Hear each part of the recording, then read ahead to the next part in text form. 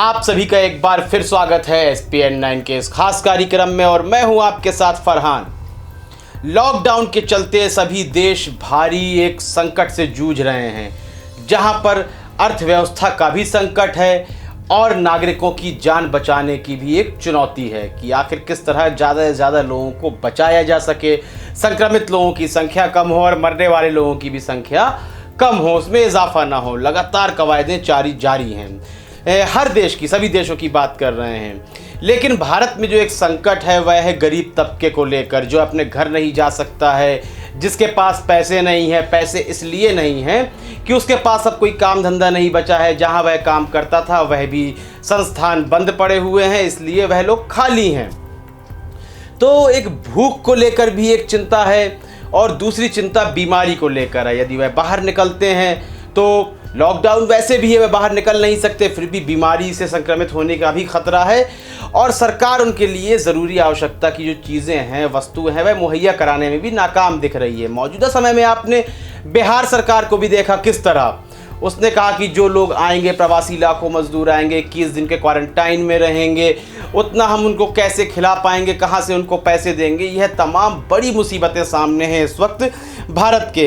इसी बीच federation of association in India tourism है, तो उसने अपने सर्वे में बताया है डाटा में कि कम से कम भारत के टूरिज्म को लेकर जो उसकी कमाई होती थी 10 लाख करोड़ का नुकसान होने वाला है। यानी कि अब हम 10 लाख करोड़ के नुकसान के लिए और तैयार हैं। इससे पहले भी भारत का टूरिज्म, जब ये शाहीन बाग के प्रदर्शन चल रहे थे, धारा 370 हटी थी, लगातार देश में एक उथल पुथल मची हुई थी, जो कि अभी भी मची हुई है। तो उस दौरान यह आका गया था कि कम से कम, NRC की बात हम कर रहे हैं, कम से कम 5 लाख करोड़ का नुकसान होगा। लेकिन कोरोना के कदम रखते ही यह नुकसान दोगुना हो गया है, यानी 10 लाख करोड़ का नुकसान भारत को सीधे सीधे तौर पर उठाना पड़ेगा। शायद इसीलिए शराब की दुकानें आरंभ कर दी हैं सरकार ने, करना चाहिए, सारे काम धंधे आरंभ होने चाहिए, लेकिन एक दिशा निर्देश भी हो। जिस तरह आपने देखा इन 2 दिनों में शराब की दुकानों में किस तरह की भीड़ लगी हुई थी कि पुलिस को लाठीचार्ज करना पड़ा, लोगों को भगाना पड़ा। तो इस तरह के दिशा निर्देश देने में सरकार लगातार नाकाम रही है, चाहे वह नोटबंदी हो, GST का लगाना हो, या फिर धारा 370 को बेतुके तरीके से हटाना हो, जनता के साथ कोई संवाद नहीं किया हो, या फिर 4 घंटे के अंदर लॉकडाउन की घोषणा कर देना हो।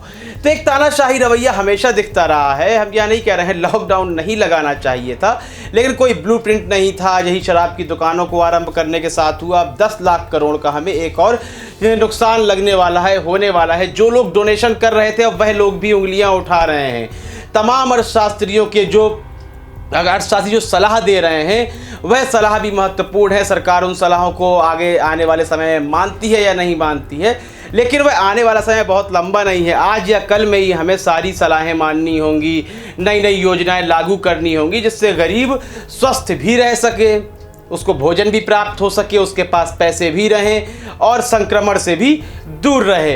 एक सरकार के यही कार्य होते हैं। यदि सरकार इन कार्यों में फेल हो जाती है तो वह सरकार नहीं है, बल्कि एक सत्ता को काबिज कर लिया है किसी ने, वह अपने मन का कार्य कर रहा है, तानाशाही चल रही है, यही बात कही जा सकती है।